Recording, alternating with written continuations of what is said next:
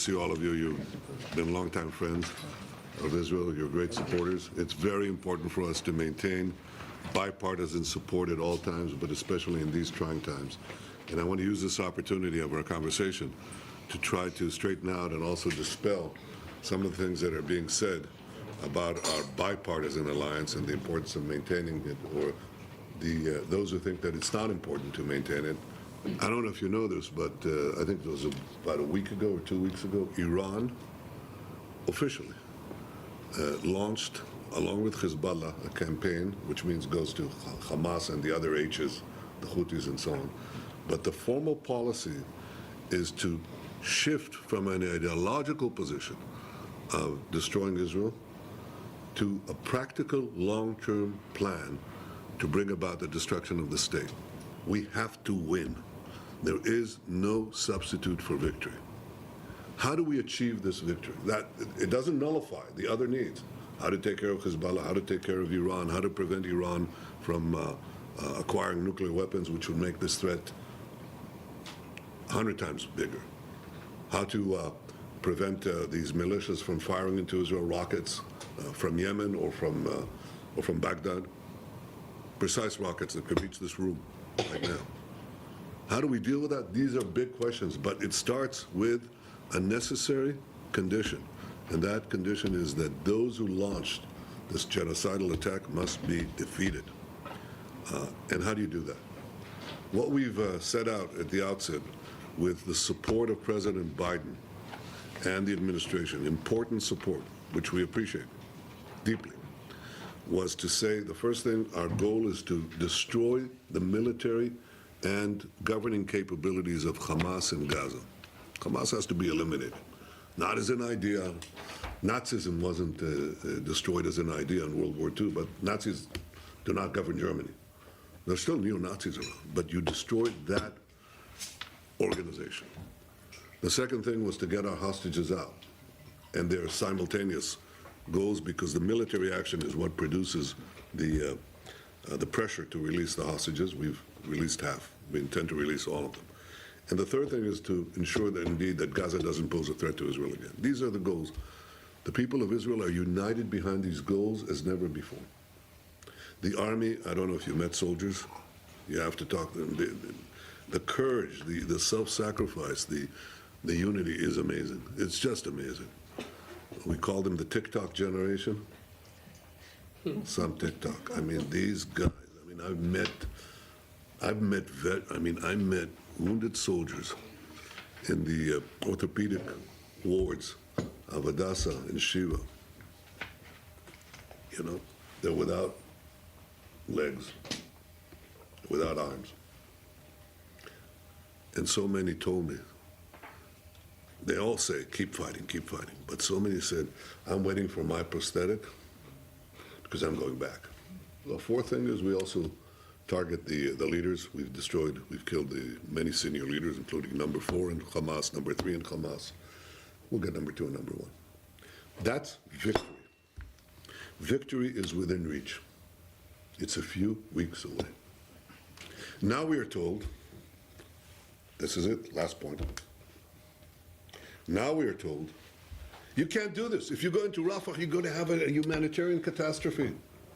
You're going to have, 30,000 civilian dead. Okay. That's not true. That is simply not true. Because we went into Rafah, you know, or the people won't have a place to go. Well, there's all of the Gaza Strip north of Rafah. You know, people move down, they can move back up. They don't have to go into north of Wadi Gaza, but there's still 65% of the Gaza Strip left open. And people just move. They move with their tents. They have no place to go. Yes, they have a place to go. Second, you know, we provide them food. The problem was not the entry of trucks. The problem was the stealing of trucks, both by looting by Hamas and looting by others and so on. But we're getting that stuff. The problem, water, we're fixing the water line. We're committed to this, not because the U.S. is prodding us, which it is, by the way, which is okay. I don't have a problem with that. But I'm prodding it. I'm pushing it.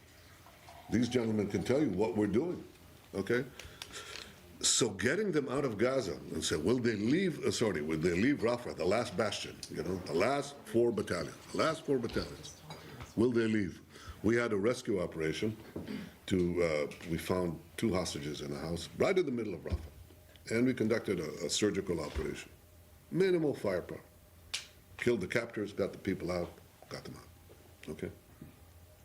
Just based on this little incident, 70,000 people in Gaza, just moved. They moved because of nothing. It happened, what was it, half an hour, 3/4 of an hour, some gunfire, they moved. They thought this was the the grand invasion. They have a place to move. We'll make sure they have it. We make sure they have shelters. We make sure they have water. We make sure they have food, medicine, field hospitals, and so on. So this is almost a mass hysteria that has been built wrongly, that we cannot finish the job. We have to finish the job. It would be like leaving part of the Nazi army in place and saying, well, don't go there, don't leave a quarter of the German army in place and don't go into Berlin. It's not going to happen. And we have no choice because our very existence is on the line. We've had a remarkable alignment not without differences, not without discussions, but we've been able to overcome them since the beginning of the war with President Biden and his team. We have a difference on this. And I'm very open about it. I say, look, we have no choice.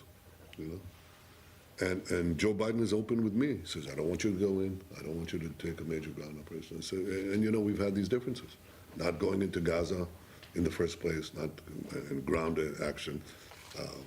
Reluctance that we shouldn't go into Gaza City or go into Shifa in the first place or go into Khan Yunis. And our armies performed remarkably well. And with remarkable minimization of civilian casualties compared to any conflict in modern times. We appreciate the support of the president, that Israeli prime ministers on different occasions, whether it was Ben-Gurion in 1948, challenging Truman, not Truman, it was at the time Marshall who controlled the policy, declared the state against the State Department opposition, or Levi Eshkol in 1967, embarking on the Six-Day War, against the opposition of the then President Johnson, who said, you'll be alone. So I said, okay, we'll be alone. Or in 1981, when Menachem Begin bombed the Osirak reactor in Iraq against President Reagan, who actually stopped weapons shipments. I know what it means when they're whispering in a staffer's ear. That's it. So, I hope we don't act alone. We will if we have to, but I don't think we are alone because I think we enjoy the support of the broad section of the American people across the political spectrum, and I hope we enjoy your support, continued support as well.